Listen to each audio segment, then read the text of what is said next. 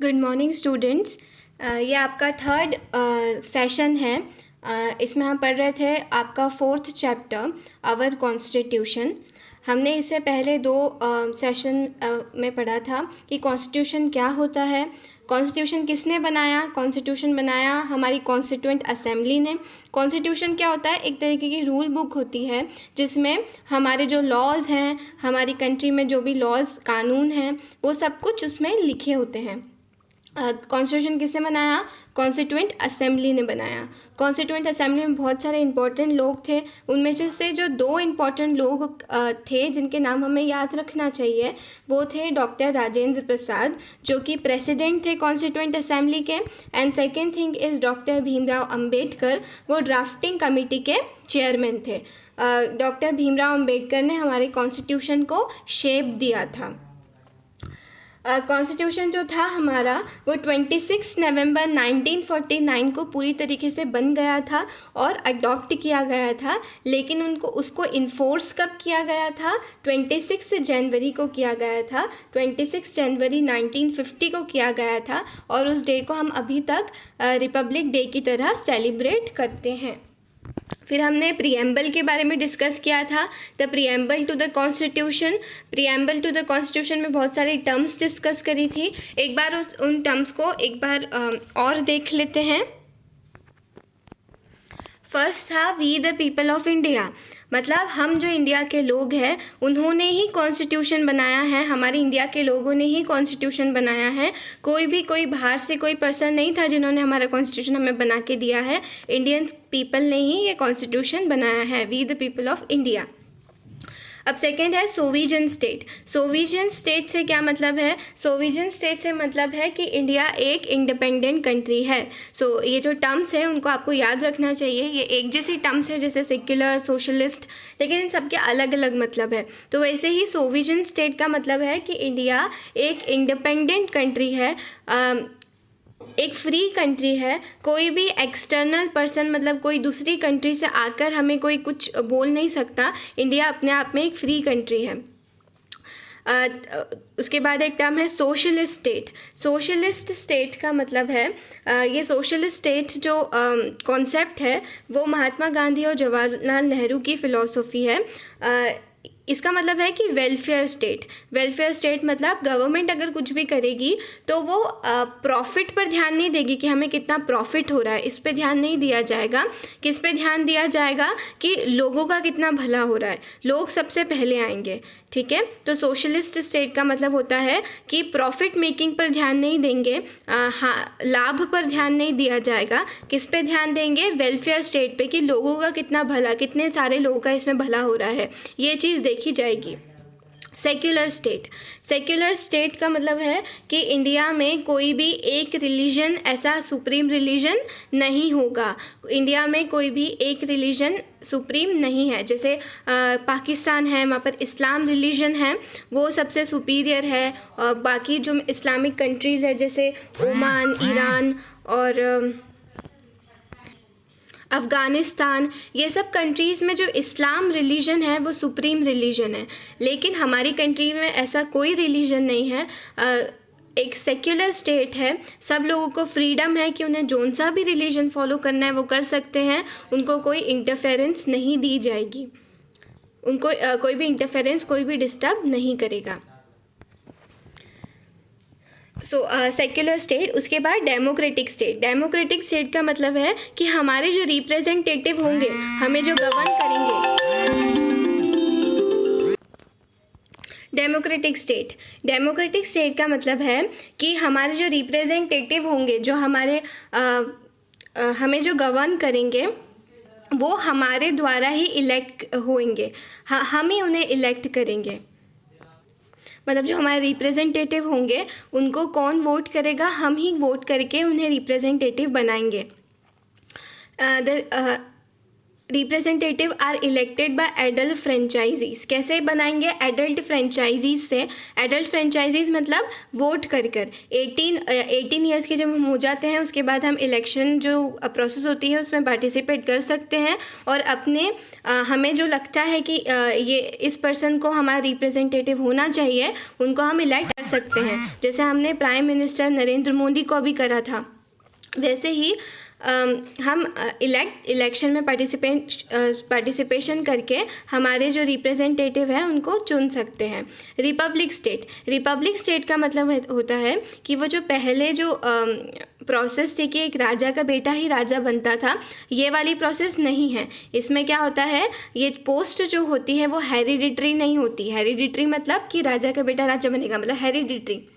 लेकिन ये जो पोस्ट है वो ऐसा नहीं होता है। इंडिया के लोग जो हैं वो सिलेक्ट करते हैं कि उनका प्राइम मिनिस्टर जो है वो कौन होना चाहिए, उनके प्रेसिडेंट कौन होना चाहिए। प्रेसिडेंट हम सिलेक्ट नहीं करते, हमने जो लोगों को सिलेक्ट किया है वो जो पार्लियामेंट के लोग हैं वो मिलकर सिलेक्ट करते हैं कि प्रेसिडेंट कौन होना चाहिए, लेकिन प्राइम मिनिस्टर तो हम खुद सिलेक्ट करते हैं। वैसे ही रिपब्लिक स्टेट का मतलब है कि इंडिया में ऐसा नहीं होगा कि राजा अगर कोई पहले ही प्रेसिडेंट है तो उनका बेटा प्रेसिडेंट बनेगा, ऐसा नहीं होता, ठीक है। रिपब्लिक स्टेट है इंडिया। सोशल जस्टिस, इंडिया में क्या है? Social justice. In India there is no discrimination, मतलब इंडिया में कोई भी तरीके का डिस्क्रिमिनेशन नहीं होता है। कोई किसी भी कास्ट का है, कोई भी किसी रेस से बिलोंग करता है, कोई फ़र्क नहीं पड़ता। कोई भी तरीके का इनजस्टिस हमारी कंट्री में नहीं होगी। इकोनॉमिक जस्टिस का मतलब है कि हमें फ्रीडम है कि हमें जौन सा काम करना है हम कर सकते हैं पैसे कमाने के लिए, जब तक कि वो कोई इलीगल एक्टिविटी नहीं हो। हम ऐसा नहीं कर सकते कि चोरी करें और हमने बोला कि हमें तो फ्रीडम है, हम ऐसा कर सकते हैं, ऐसा कुछ नहीं है।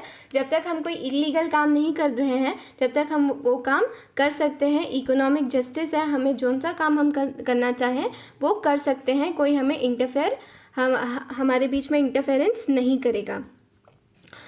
पॉलिटिकल जस्टिस का मतलब है कि हमारी कंट्री को हमें राइट है कि हम कोई भी पॉलिटिकल ओपिनियन रख सकते हैं। हमारा कोई भी पॉलिटिकल थॉट हो सकता है। हम सोच सकते हैं कि गवर्नमेंट अच्छी नहीं है और हम उसके बारे में आवाज़ भी उठा सकते हैं। हमको कोई रोकेगा नहीं कि ये वाली गवर्नमेंट है तो आप इसके बारे में कुछ नहीं कह सकते। जैसे पाकिस्तान में लोगों को इतनी फ्रीडम नहीं होती, वो अपनी गवर्नमेंट के बारे में इतना खुलकर नहीं क्रिटिसाइज़ कर सकते। बाकी हम इंडिया में सिटीजन्स को अपना थॉट्स रखने की, अपने विचार रखने की पूरी अनुमति है। Freedom of thought, expression, belief, faith and worship. हमें हमारा थॉट मतलब हमारा विचार रखने की, हमें जौन सा भी रिलीजन फॉलो, हमें जौन सा भी धर्म फॉलो करना है हम वो कर सकते हैं। हम किसी भी गॉड को वर्कशिप करना है तो हम कर सकते हैं। हम किसी भी भगवान की पूजा कर सकते हैं। अगर हमें पूजा नहीं करनी है, अगर किसी भगवान को नहीं मानना है तो भी हम कर सकते हैं। हमें पूरी तरीके की फ्रीडम है, कोई हम पे कुछ थोप नहीं सकता ऐसा। Equal opportunities to all. Equal opportunities to all का मतलब होता है कि सब लोगों को इक्वल अधिकार दिए जाएंगे, सब लोगों को इक्वल मौके दिए जाएंगे, एक समान मौके सबको दिए जाएंगे। कोई भी गवर्नमेंट में सुपीरियर और इन्फीरियर नहीं है। अगर गवर्नमेंट जॉब्स अगर गवर्नमेंट दे रही है तो वो भी सबको इक्वली दी जाएगी। सब सिटीजन्स इक्वल है ऐसा। और पहले एक प्रोसेस होती थी अनटचेबिलिटी, एक टर्म है अनटचेबिलिटी, मतलब पहले छुआछूत वाली जो प्रैक्टिस होती थी जो कि एकदम गलत था। ये कास्ट के आधार पर अनटचेबिलिटी होता था, तो ये एक कॉन्स्टिट्यूशनल ऑफेंस माना गया है। अगर कोई पर्सन अभी भी अगर ये प्रैक्टिस कर रहा है अनटचेबिलिटी तो उसको जेल में भी जाना पड़ सकता है। तो वैसे ही इक्वल अपॉर्चुनिटी टू ऑल की सब लोग एक समान हैं, नो मैटर कि कौन सी क्लास से वो बिलोंग कर रहे हैं, upper class, middle class, lower class, no matter, सब लोग एक समान हैं। ऑल राउंड डेवलपमेंट मतलब all the citizen of India provided equal opportunity for the all round development of their personality. मतलब वो ऑल राउंड डेवलपमेंट, उनकी पर्सनैलिटी ऑल राउंड डेवलपमेंट कर सकते हैं। ऑल राउंड डेवलपमेंट का मतलब है कि हर पर्सन को इक्वल अपॉर्चुनिटीज़ दी जाएगी, सबको एजुकेशन दिया जाएगा, सबका ऑलराउंड डेवलपमेंट किया जाएगा। यूनिटी एंड इंटीग्रिटी का मतलब है कि हमारी कंट्री में ऐसा नहीं होगा कोई स्टेट अलग चल रहे हैं, स्टेट ने अपने अलग रूल्स बना रखे हैं, बोल रहे हैं स्टेट कोई स्टेट बोल रहा है कि हम तो इंडिया के साथ हैं ही नहीं, ऐसा कुछ नहीं है। हमारी इंडिया में यूनिटी एंड इंटीग्रिटी है, सब जो स्टेट है सब साथ में मिलकर रहते हैं। हमारी कंट्री में ब्रदरहुड है, ब्रदरहुड मतलब भाईचारा। तो ये सब टर्म्स हमने डिस्कस करी थी। अब हम फीचर्स डिस्कस करने वाले हैं। Features of the Indian constitution discuss करेंगे अब हम। Main features of Indian Constitution. Constitution is a way of life that the state has chosen for itself. The Constitution is made according to the need of the country, and it has some special features. The main features of the Indian Constitution are as follows. Constitution is a way of life. Way of life मतलब जीवन कैसे जीना है, वो सब way of life है constitution. That the state has chosen for itself, जो कि India ने अपने आप के लिए चुना है।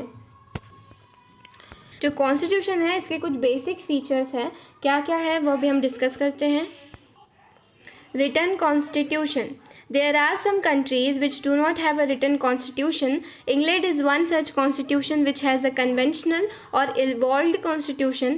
India has a written constitution. It was made by the Constituent Assembly. It is written and constructed constitution. हमारा जो कॉन्स्टिट्यूशन है वो कैसा कॉन्स्टिट्यूशन है, रिटन कॉन्स्टिट्यूशन है, मतलब लिखित में है हमारा कॉन्स्टिट्यूशन।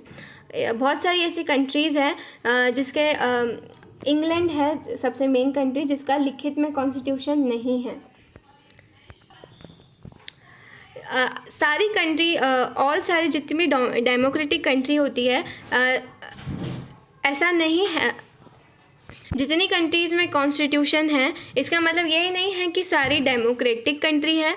जैसे चाइना है, चाइना एक डेमोक्रेटिक कंट्री नहीं है। वैसे ही ऑल डेमोक्रेसीज़ जितनी भी डेमोक्रेटिक कंट्री होती है सब में कॉन्स्टिट्यूशन होता है। कॉन्स्टिट्यूशन लेकिन जो रिटन है अनरिटन, कॉन्स्टिट्यूशन रिटन भी हो सकता है, लिखित में भी हो सकता है, अनरिटन भी हो सकता है कि लिखित में ना भी हो। जो ब्रिटेन जो इंग्लैंड है उसका कॉन्स्टिट्यूशन क्या है, नॉट रिटन है, मतलब रिटन कॉन्स्टिट्यूशन नहीं है ब्रिटेन में, लिखित में कुछ भी कॉन्स्टिट्यूशन नहीं है। कोई भी ऐसी बुक नहीं है जिसमें सब कुछ कॉन्स्टिट्यूशन लिखा हुआ है, उसके बारे में लिखा हुआ है, but has a well established procedure. लेकिन ब्रिटेन में सब प्रोसीजर लिखे हुए हैं कि क्या क्या करना है, पूरी प्रोसेस लिखी हुई है। वैसे ही लेकिन जो यूएसए है, United states of America and India, ये वाली कंट्रीज़ में क्या है, रिटन कॉन्स्टिट्यूशन है, मतलब एक कॉन्स्टिट्यूशन वैसी पूरी बुक है, उसमें पूरा लिखा हुआ है, उसमें प्रीएम्बल ऑफ द कॉन्स्टिट्यूशन है, मतलब सारी चीज़ें हैं, एक रिटन कॉन्स्टिट्यूशन है हमारी कंट्री में। Detailed and comprehensive constitution. Our constitution is very comprehensive and vast as compared to the other countries. People of different castes, religion and speaking different languages resides here. They have their own cultures. The constitution ensures to promote the feeling of unity in diversity. हमारा जो constitution है सबसे detailed constitution है। Detailed मतलब बहुत बड़ा constitution है हमारा, हर चीज़ को, हर जो आर्टिकल है, हर छोटी छोटी चीज़ को बहुत अच्छे से एक्सप्लेन किया गया है हमारी कॉन्स्टिट्यूशन में, ताकि कोई कन्फ्यूजन ना हो।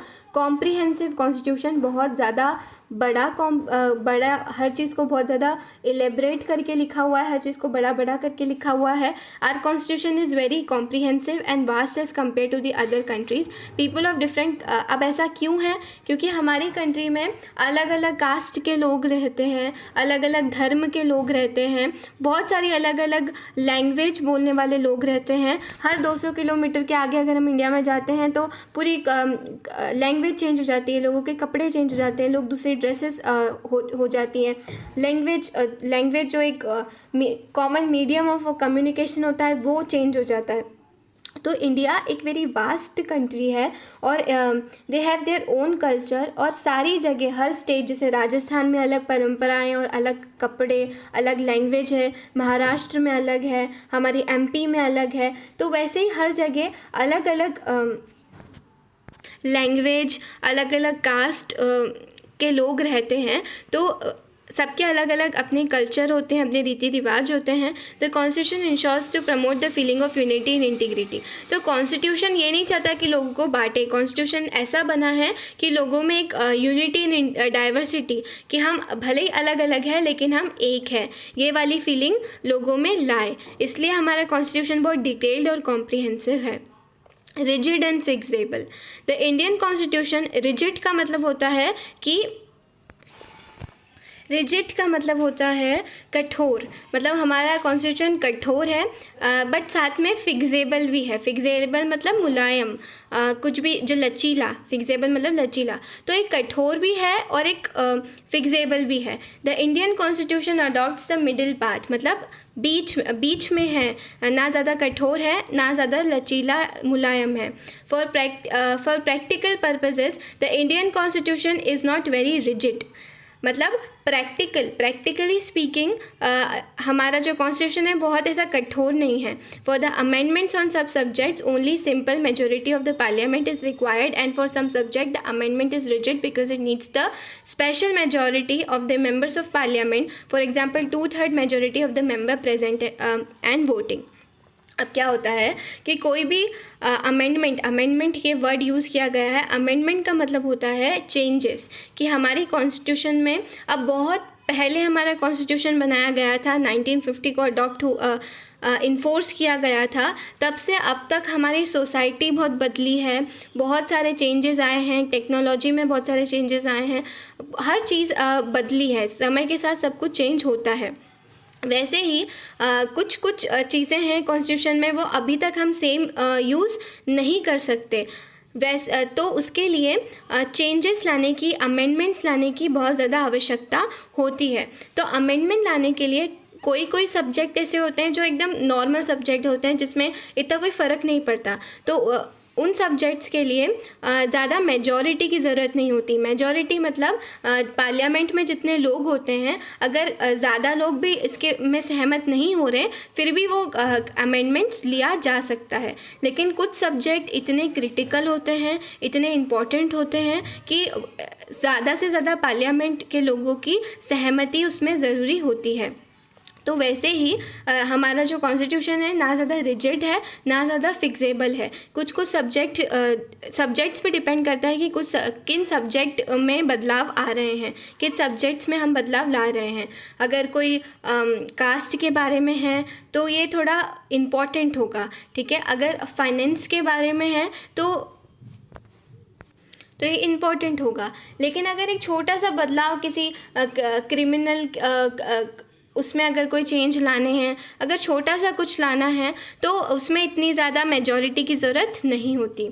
Inclusion of fundamental rights and duties. Inclusion of fundamental rights and duties का फंडामेंटल राइट्स मतलब हमारे अधिकार, और ड्यूटीज़ मतलब हमारी जो रिस्पॉन्सिबिलिटी बनती है कि हमारे पास अधिकार है तो हमारी ड्यूटीज़ भी है कुछ। The Indian constitution has given some fundamental rights to the citizen.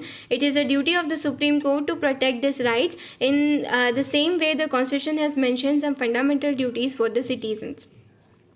हमारे पास अधिकार, बहुत सारे अधिकार, एज अ इंडियन सिटीजन्स हमारे पास बहुत सारे अधिकार हैं। जैसे हमारा वॉइस, राइट टू फ्रीडम, हमें कोई इसे रोक नहीं सकता, कोई हमारा कुछ काम करने से। राइट टू फ्रीडम है, राइट टू लीव है, राइट टू स्पीक है, हम हमारी जो ओपिनियन है वो रख सकते हैं। ये सब चीज़ें की फ्रीडम है हमारे पास। लेकिन हमारी कुछ ड्यूटीज़ भी बनती है। क्या ड्यूटीज़ बनती है? कि हम हमारे देश के प्रति वफादार रहें, हम हमारे देश के लिए ज़्यादा से ज़्यादा काम करें। ये सब हमारी ड्यूटीज़ बनती है कि हम जो भी रिस्पेक्ट, हमारी जो फ्लैग, ये ड्यूटीज़ के बारे में हम आगे वाले चैप्टर्स में पढ़ेंगे कि हमारी जो नेशनल फ्लैग है उसके प्रति हमारी क्या ड्यूटी बनती है। अगर नेशनल एंथम हमारा प्ले हो रहा है तो हमारी ये ड्यूटी है कि हम उसको रिस्पेक्ट दें, खड़े होकर हम रिस्पेक्ट दें। तो ये सब चीज़ें क्या ड्यूटीज़ बनती हैं, क्या क्या राइट्स हैं हमारे। तो जो कॉन्स्टिट्यूशन है उसमें सब कुछ दे रखा है कि लोगों के पास क्या क्या राइट्स हैं, क्या क्या अधिकार है लोगों के पास, और क्या क्या ड्यूटीज़ उनकी बनती हैं कॉन्स्टिट्यूशन के प्रति, हमारे इंडिया के प्रति। The incorporation of directive principle of state policy. For the establishment of a welfare state, the Constitution has incorporated the directive principle of the state policy. The government of center and the state are making constant effort to achieve social, economic and political justice. The government are committed towards the welfare and the development of the derived classes, scheduled tribes and backward classes. Directive principles of the state policy का मतलब है कि government profit पे ज़्यादा ध्यान नहीं देगी, profit making पे भी ध्यान दिया जाएगा, लेकिन अगर जहाँ पर बात आती है कि प्रॉफिट को चुनना या फिर लोगों के भलाई को चुनना है, तो लोग जो गवर्नमेंट होगी वो लोगों की भलाई पर जाएगी। Welfare of the state, welfare of the people ध्यान दिया जाएगा। तो इसी वजह से गवर्नमेंट कांस्टेंट एफर्ट करती रहती है, हमेशा ये कोशिश करती रहती है कि जो नीचे अगर कोई क्लास है, जैसे शेड्यूल क्लास, शेड्यूल ट्राइब और बैकवर्ड जो क्लासेस हैं, SC ST OBCs, ये जो कास्ट है उनको आगे लाया जाए। इसी वजह से जो रिजर्वेशन सिस्टम जो आपने सुना होगा, आप और उस डिटेल में रिजर्वेशन सिस्टम के बारे में पढ़ेंगे, लेकिन उसमें जो बैकवर्ड क्लासेस हैं उनको ज़्यादा अपॉर्चुनिटीज़ दी जाती है ताकि वो अपने आप को इक्वल पोजीशन में ला सकें। तो डायरेक्टिव प्रिंसिपल का मतलब यही होता है कि वेलफेयर स्टेट होगा, वेलफेयर लोगों का भलाई देखी जाएगी, लोगों की हर सामाजिक, economic and political her aspect में लोगों की भलाई की जाएगी। फेडरल फीचर्स क्या है? Indian constitution has adopted the federal feature. A federal system is one in which the power of government is distributed between the center and the state. There are two sets of government, one at the center and other at the state level. इसका मतलब जो होता है, federal feature का मतलब होता है कि गवर्नमेंट जो है, Indian Constitution adopted a federal feature. A federal system is one in which the power of government is distributed between a central and the state. इसका मतलब है कि जो गवर्नमेंट की जो पावर है, हमारी जो गवर्नमेंट है उसकी जो पावर है वो डिस्ट्रीब्यूट है सेंट्रल गवर्नमेंट और स्टेट गवर्नमेंट में। सेंट्रल गवर्नमेंट जो कि हमारी पूरी कंट्री को गवर्न करती है, और स्टेट गवर्नमेंट मतलब सबकी अलग अलग स्टेट की, हमारी कंट्री में 28 स्टेट्स हैं, तो सारे स्टेट्स की अलग अलग स्टेट गवर्नमेंट होती है। There are two sets of government, one at the centre and other at the state level. तो जो भी पावर है गवर्नमेंट की, कुछ पावर सेंट्रल गवर्नमेंट के पास है तो कुछ पावर स्टेट गवर्नमेंट के पास है। इसका मतलब होता है फेडरल फीचर। फेडरल का मतलब ये होता है। डेमोक्रेटिक रिपब्लिक है India. India is a democratic state because in a democratic states the right of the government are vested in a public. मतलब गवर्नमेंट है जो है, हमारी गवर्नमेंट के जो भी अधिकार है वो किसके आर वेस्टेड इन पब्लिक के पास है, लोगों के पास है। Under such a system the government is established by the people and for the people. जो गवर्नमेंट जो बनी है वो किसके लिए बनी है? बाय द पीपल, लोगों के द्वारा बनी है और लोगों के लिए बनी है। तो इंडिया क्या है? एक डेमोक्रेटिक रिपब्लिक है, लोगों के द्वारा बनाई गई है, लोगों के लिए बनाई गई है। पार्लियामेंट्री सिस्टम, इंडिया एक पार्लियामेंट्री सिस्टम है। पार्लियामेंट्री सिस्टम का मतलब होता है parliamentary form of government. Parliamentary system का मतलब क्या होता है? India has a parliamentary system. The actual power of the government rest in a parliament. मतलब जो गवर्नमेंट की जो पावर है, गवर्नमेंट की जो ताकत है वो किसके पास है? पार्लियामेंट के पास है। The council of minister executes the power of the government and it's answerable to the parliament. जो भी मिनिस्टर की जो भी काउंसिल होती है, जो गवर्नमेंट के पास जो पावर होती है वो उनको किसको आंसरेबल होती है? हर पर्सन को किसी ना किसी पे आंसरेबल होना पड़ता है। आंसरेबल का मतलब होता है उत्तरदायित्व होना पड़ता है कि किसको हमें उत्तरदायित्व नहीं, मतलब जवाबदारी, मतलब हमें किसी को बताना पड़ता है कि हमने ऐसा किया है तो क्यों किया है। वैसे ही जो गवर्नमेंट है, गवर्नमेंट भी अपने मन से कुछ नहीं कर सकती। गवर्नमेंट भी किसको आंसरेबल होती है? पार्लियामेंट को आंसरेबल होती है। तो हमारी कंट्री में क्या है? पार्लियामेंट्री सिस्टम है। पार्लियामेंट्री सिस्टम मतलब कि गवर्नमेंट अगर कुछ भी करती है, हमने जो भी मिनिस्टर को वोट दिया है, काउंसिल ऑफ मिनिस्टर्स को हमने चुना है, वो काउंसिल ऑफ मिनिस्टर्स जो भी करते हैं वो किसको आंसरेबल होते हैं? पार्लियामेंट को होते हैं, पार्लियामेंट्री सिस्टम में।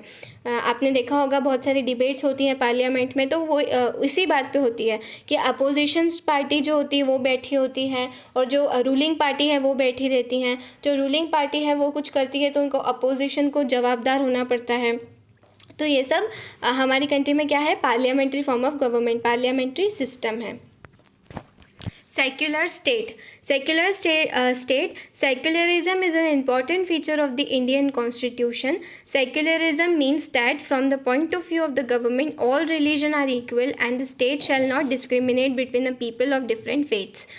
Secular state का मतलब होता है कि जितने भी रिलीजन हैं, जितने भी धर्म हैं, सब गवर्नमेंट के नज़र से सब सेम है। कोई भी ऐसा नहीं होगा किसी भी रिलीजन को इम्पोर्टेंस नहीं दी जाएगी। सारे रिलीजन, सारे धर्म जो है गवर्नमेंट के नज़रिए से सेम होने चाहिए और गवर्नमेंट किसी भी तरीके का डिस्क्रिमिनेशन नहीं करेगी on the basis of people of different faiths. अगर लोग अलग अलग धर्म फॉलो कर रहे हैं तो गवर्नमेंट डिस्क्रिमिनेशन नहीं करेगी, कोई भी भेदभाव उनके साथ नहीं करेगी। सबको इक्वल राइट्स दिए जाएंगे, सबको इक्वल अधिकार है, सबकी अपनी एक ही जैसे ड्यूटीज़ बनती हैं।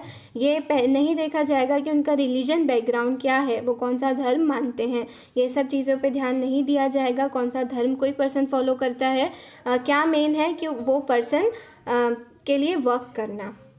सोविजन Republic state means that India is independent both internally and externally. She is free from any control by the foreign country. She is free to formulate her own policy in international affairs.